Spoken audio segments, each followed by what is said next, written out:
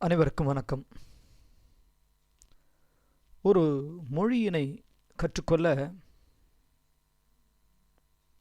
4 திறன்கள் தேவை. இந்த வரிசையில் முதலாவதாக லிசனிங், இரண்டாவதாக ஸ்பீக்கிங், மூன்றாவதாக ரீடிங், நான்காவதாக ரைட்டிங். இந்த 4 திறன்களும் இருக்குமேயானால் ஒரு மொழியை வளர்த்து கொண்டால் இந்த ஒரு மொழியை மிக எளிமையாக கற்றுக்கொள்ளலாம். இப்பொழுது ஆங்கிலத்தை எப்படி கற்றுக்கொள்ள வேண்டும் என்பதை பற்றி இந்த காட்சியில் பதிவு செய்ய விரும்புகின்றேன்.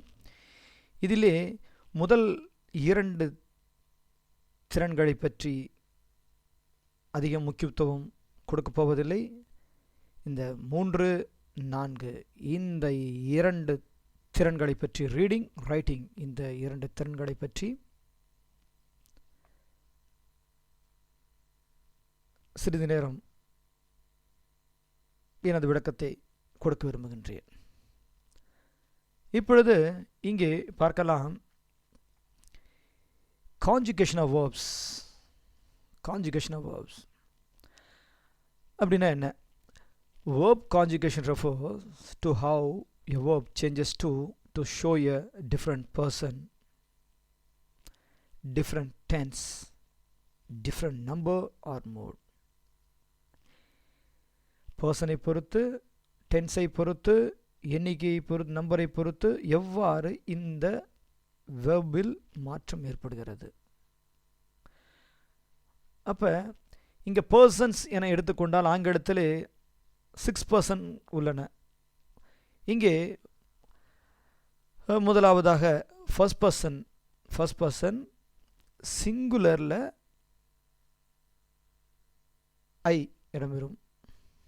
ஃபர்ஸ்ட் பர்சன் ப்ளூரலில் we, second person singular you, second person plural you, third person singular he, she, it, third person plural they. அப்ப I, we, you,